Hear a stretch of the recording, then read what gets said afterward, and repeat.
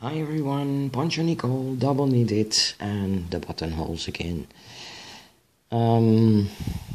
As I said, you can decide to either knit them or do them afterwards. And this is when you have knitted them while doing the poncho, and this is making a buttonhole afterwards. Okay, you have knitted them, and then you think, okay, it's still big enough. You can either decide to embellish or make it smaller, and you can do that like this. And the buttonhole afterwards I will show in another video. What you do is take a strand of yarn. When you have made your poncho with one strand, you do the buttonhole with one strand, two strands, two strands. Okay. As you can see, there are all stitches around the buttonhole, and that is what you are going to use. You use it on the good side of the fabric. So this is how you do your working yarn. You're going to search for a stitch. You put the loop on your crochet hook, you pull it through, and then you are going to look for the second stitch. And when it's double knitted, you take the one from the good side and the wrong side. This is the weaving ends, we don't want to use that. So this is the working yarn, you pull that through with your crochet hook, and you pull it through the first stitch.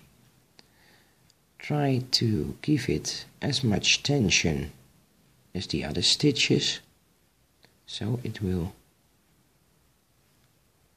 have the same kind of stitches all the way. Now, you can either do it this way or search for the stitch and put your working yarn through it. And in the beginning you will look what you are doing, and I assure you after doing this a few times you won't be needing that anymore.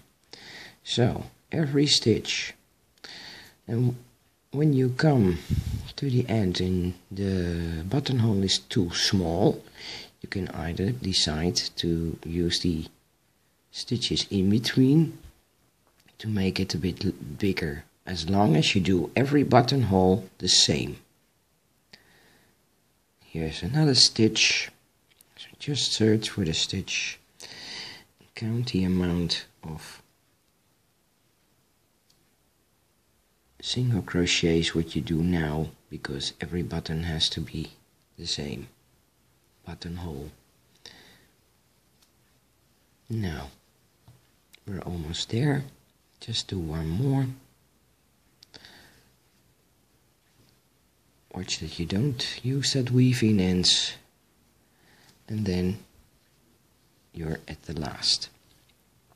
So what you do, you put it around, you cut it off as long as the weaving ends from the beginning is, you pull it through, and still you have some white appearing over there, and that's what you are going to get your needle, embroider needle, blunt point is the best one, and you are going to connect it. As you can see, it has a certain movement, so we are going to do that movement again. You put your needle through the V shape, you pull it through, and you're just going to put your needle again in the point where you started. So now you have a beautiful buttonhole. Make a knot, just like doing your shoes.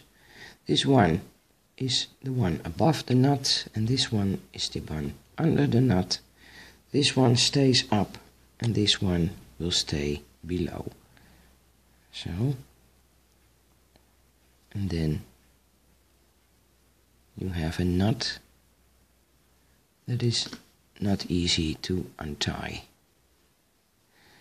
And this is how we embellish or make our buttonholes smaller. In the next video I will tell you how to do the buttonholes afterwards. Hope to see you next time. Bye bye.